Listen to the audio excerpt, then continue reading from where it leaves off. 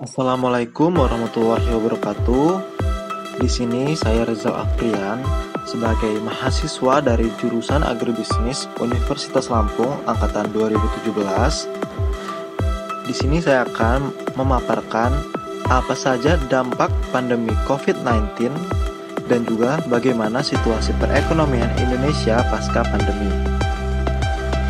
Dengan dosen pengampu yaitu Dr. Maya Riantini SPMSI, dan ini merupakan tugas ujian akhir semester mata kuliah analisis pengambil keputusan. Sebelum itu, jangan lupa di like, komen, dan subscribe untuk menambah pengetahuan di channel saya ini. Coronavirus merupakan keluarga besar virus yang menyebabkan penyakit pada manusia dan hewan. Pada manusia, biasanya menyebabkan penyakit infeksi saluran pernapasan, mulai dari flu biasa hingga penyakit yang serius seperti MERS dan SARS. Coronavirus jenis baru yang ditemukan pada manusia sejak kejadian luar biasa muncul di Wuhan, Cina pada Desember 2019, kemudian diberi nama SARS-CoV-2 dan menyebabkan penyakit Coronavirus Disease 2019 atau yang biasa kita kenal dengan COVID-19. Diduga virus corona berasal dari pasar hewan di sebuah kota di Cina, yaitu Wuhan. Bagaimana virus corona berevolusi dan menyebar adalah pertanyaan yang menyebabkan perdebatan banyak orang. Hal ini memicu spekulasi tentang asal virus yang sedang menjadi pandemi di seluruh penjuru bumi ini. Munculnya teori menyebutkan virus corona menyebar berawal dari kebocoran laboratorium di Wuhan, tetapi itu hanyalah teori konspirasi yang sampai sekarang belum terbukti. Badan Kesehatan Dunia atau WHO menyatakan bahwa COVID-19 merupakan pandemik dan dapat berkembang biak secara cepat. Pada umumnya, corona hanya menginfeksi binatang.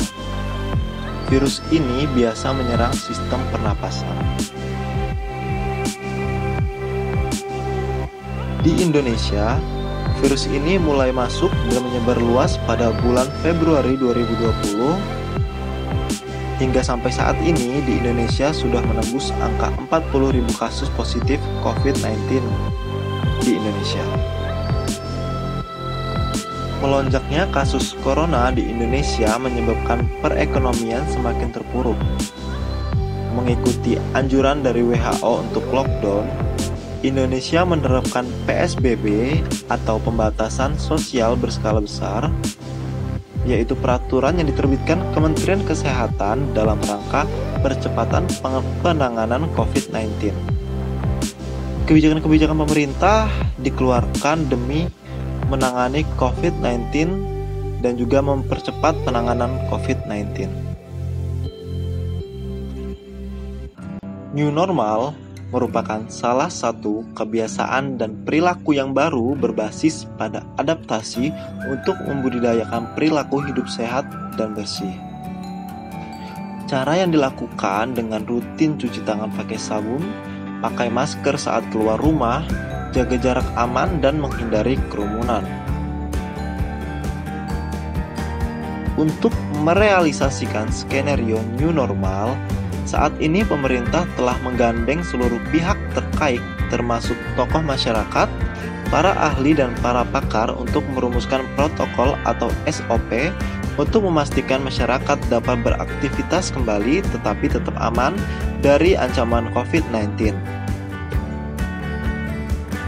COVID-19 menimbulkan berbagai dampak pada kehidupan manusia, khususnya pada perekonomian negara.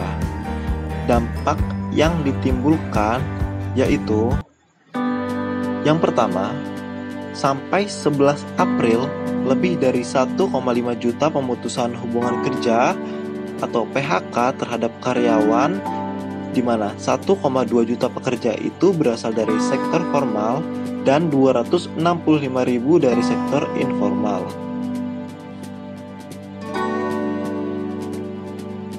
Selanjutnya, lebih dari 12.703 penerbangan di 15 bandara dibatalkan sepanjang Januari sampai Februari dengan rincian 11.650 penerbangan domestik dan 1.023 penerbangan internasional. Yang ketiga, angka turis menurun hingga 6.800 per hari, khususnya turis dari Cina. Yang keempat, Perhimpunan Hotel dan Restoran Indonesia memperkirakan penurunan tingkat okupansi di sekitar 6.000 hotel di Indonesia dapat mencapai 50%. Ini bisa mempengaruhi turunnya devisa pariwisata lebih dari setengah tahun lalu. Kelima, impor Indonesia sepanjang Januari sampai Maret 2020 turun 3,7% year to date. Keenam, inflasi pada bulan Maret 2020 tercatat sebesar 2,96% year on year disumbang oleh kenaikan harga emas perhiasan serta beberapa harga pangan yang melonjak. Selain melemahkan pertumbuhan ekonomi, pandemi ini juga berpotensi mendorong peningkatan angka pengangguran dan juga angka kemiskinan.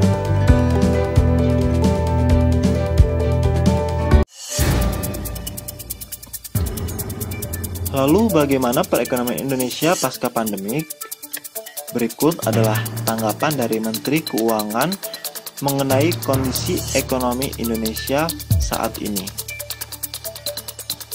BI, OJK, LPS, dan kami memperkirakan bahwa pertumbuhan ekonomi akan turun ke 2,3, bahkan dalam skenario yang lebih buruk bisa mencapai negatif 0,4.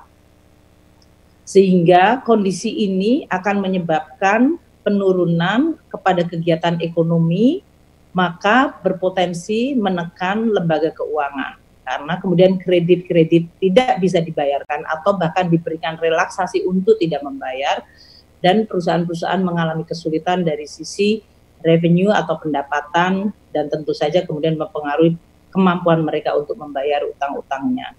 Sehingga transmisi masalah kemanusiaan kesehatan menjadi masalah sosial, menjadi masalah ekonomi, dan kemudian kepada masalah ancaman stabilitas keuangan menjadi sangat nyata.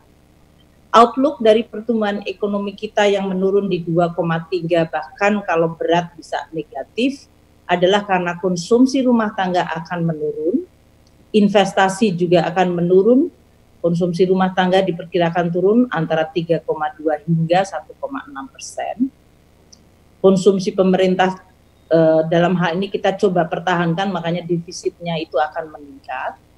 Investasi akan merosot dari pertumbuhan yang kita tadinya perkirakan ada di 6%, merosot ke 1% atau bahkan negatif 4%. Demikian pemaparan materi dari saya. Apabila ada salah dan kurangnya, saya mohon maaf karena saya juga masih belajar. Di akhir kata, sama-sama kita berdoa agar COVID-19 dapat segera berakhir dan jutaan umat manusia dapat beraktivitas seperti biasa lagi. Jangan lupa di like, komen, dan subscribe. Baik, saya akhiri. Wassalamualaikum warahmatullahi wabarakatuh.